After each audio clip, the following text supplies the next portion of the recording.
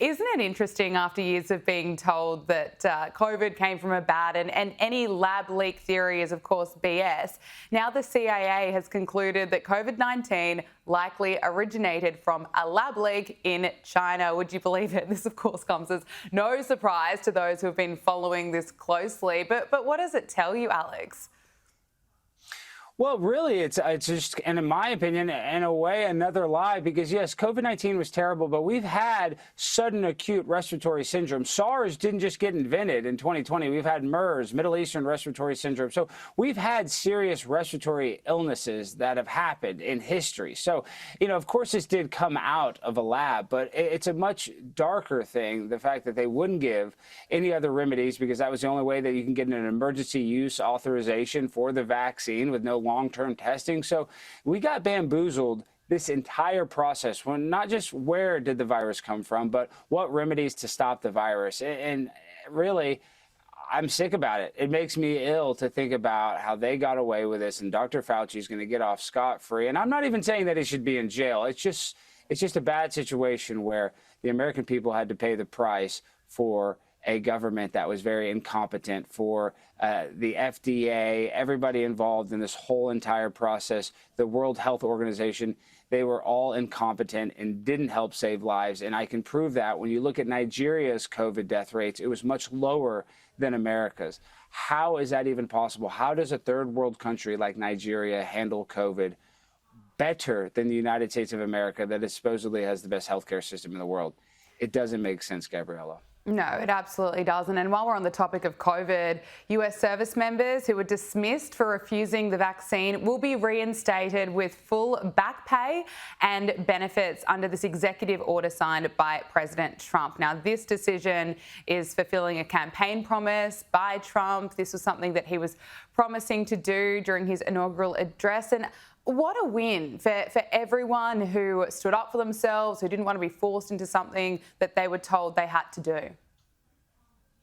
It's crazy. Isn't this insane how we feel like we just keep winning again? People are getting redeemed. They lost their jobs. And not just service members, but firemen, cops, just so many people, teachers lost their jobs because they wouldn't take an experimental vaccine. And listen, if you want to take the vaccine, that's great. You're welcome to take it. But by mandating it, making people lose their jobs, lose their ability to travel, lose their ability to see their loved ones before they passed away, all because of these mandates, it feels good to finally have some justice served, but it couldn't have come soon enough. And thank goodness Donald Trump is following through with his promises that he did on the campaign trail.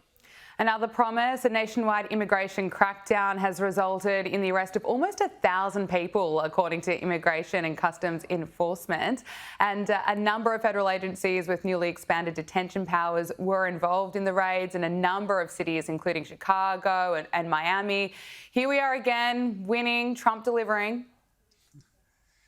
No, it's so awesome. I mean, ICE, they're being so aggressive. Even the TSA is like, whoa, chill out, ICE, chill out. We're supposed to be the aggressive ones here in America. But no, I love it. And like I said, Donald Trump has said this so many times, is that he's not anti-immigration. It's that he's anti-illegal immigration. So we're not going to be able to just hand out free hotel rooms and gift cards in Manhattan anymore. And these people got to go. And Tom Homan and ICE, and they're doing a great job.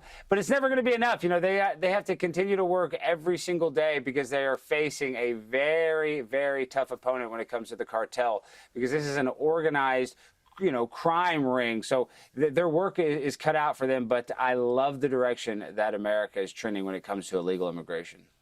I want to talk to you about the First Lady. The White House has unveiled the official portrait of First Lady Melania Trump, and this black and white image is going viral on social media for all the right reasons. We know that Melania looked magnificent on Inauguration Day, and here she is again. So, whether you like the Trumps or not, you cannot deny that Melania has a lot of style. Well, they didn't like to feature her on any, fashion magazine, from Vogue to, I can't even think of them because I don't read any of them, but they didn't publish any of her pictures on the cover. But now seeing this photo, I think they're going to actually realize that this is what the American people want. And this is the other thing with this photo. If you look at Melania, when she's wearing that tuxedo and she has the cummerbund, she looks so official. And Donald Trump might be the leader of the free world, but Melania is probably the leader of Donald Trump. Let's be real. So she is kind of secretly the most powerful woman, on planet Earth. Oh, yeah. And she looks like a boss, doesn't she? And look, we don't just have a real president back, seeing as Joe Biden's gone and no one seemed to know who was actually running the country, but we have a comedian in the White House. Here is Donald Trump absolutely on fire. To any country, it didn't matter. He would never pick up the call.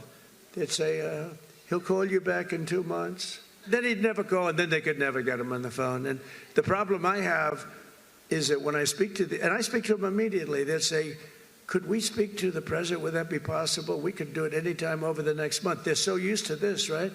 I say, no, I'll pick it up right now. Is he on the phone? Yeah, hello, how you doing?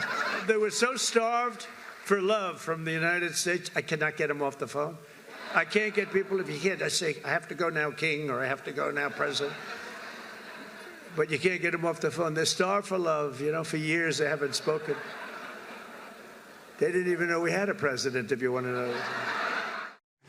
He's brilliant, but there's a bit of truth to that. We know that Joe Biden wasn't picking up the phone. He was probably asleep. He had to go to bed at 8 p.m. And now world leaders have someone to speak to. No, Donald Trump is exactly right. And that's the funniest stuff is something that's true. And Donald Trump is just speaking the God's honest truth. That when these world leaders wanted to speak to somebody here in America, they got the busy signal. Joe Biden was taking a nap. And now that Donald Trump is in power, they can actually talk to somebody and get things done and actually, help not just their citizens, but help American citizens. We finally have a president and not a puppet in office. It feels good to say I'm an American with Donald Trump in power. Alex Stein, thank you so much for joining us on Power Hour. Great to chat to you. Always a pleasure. Thank you for having me.